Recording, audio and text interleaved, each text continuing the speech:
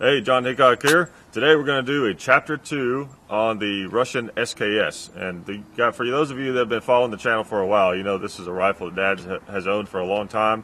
He bought this back in the late 80s, back when Metallica was in their prime, and you could buy an SKS for like $100. I mean, that was a beautiful time in American history, and I'm sad that I missed that. I was only like, maybe a 1-year-old. I was born in 1988, so I was either not born or I was too young to buy a gun, unfortunately.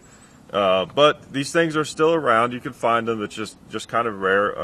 The Chinese version of the SKS is probably the most common one that you see around now. I know there's some Yugo ones floating around, but these Russian ones are definitely, in my opinion, the ones to have. There may be some others that are even more rare and special, but these Russian ones are neat. And this one was, of course, made in Tula. And again, it's a chapter 2 for those of you, those Hickok 45 newbies out there. A chapter 2 is basically where we bring a gun back out, we mostly shoot it, and we don't give you a big rundown on the history or anything like that. So you'll want to go back and watch the original SKS video if this is your first time hearing about this specific rifle.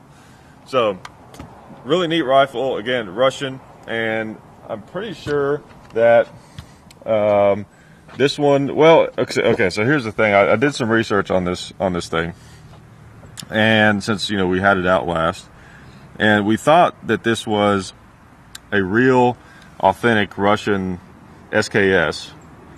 Now, it is Russian, but I've since, after doing some research on the internet, I discovered that it's actually just a 9130 Mosin that somebody has attached a fully semi-automatic apparatus onto.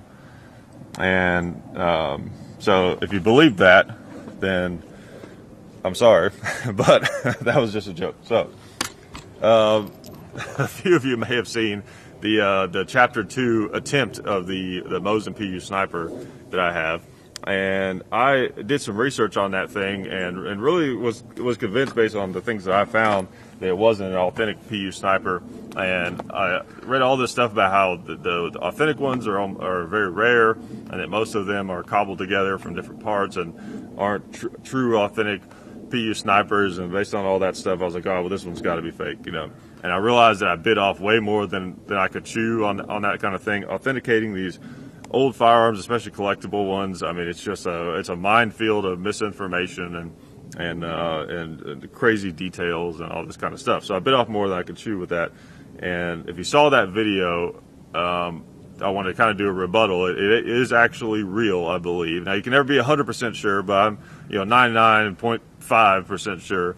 I took it down to the land of Georgia, down to Eric from Iraq Veteran 88, and he's a big Mosin expert, of course, and he looked it over. He wasn't sure at first, but he looked it over really closely, and he confirmed that PU sniper that you've seen in our videos is in fact is a real one. It's just been refurbished, basically. So, all right, just wanted to clarify the whole situation up for those of you that remember that.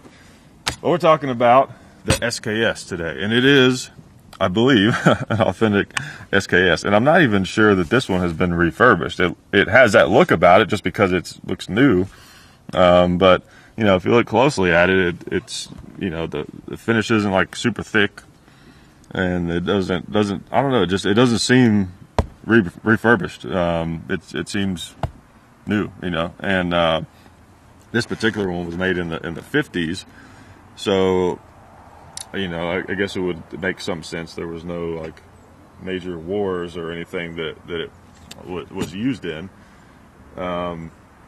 Unless it could have gotten sent over to Vietnam or something. But it doesn't seem refurbished, basically, is what I'm trying to say. I can't be 100% sure on that. And after that Mosin experience, I'm not gonna confirm any of that kind of stuff anymore, because it's you have to be almost a historian to really nail some of that information. And I just like to shoot guns, and I'm interested in the history of them to a certain extent. But I'm kind of like that. I'm a jack of all trades, so I'm not like a super nerd about any specific category of firearms. But before I put some rounds in this thing, actually, I'll tell you while I'm putting the rounds in that we appreciate your support of companies like Bud's Gun Shop.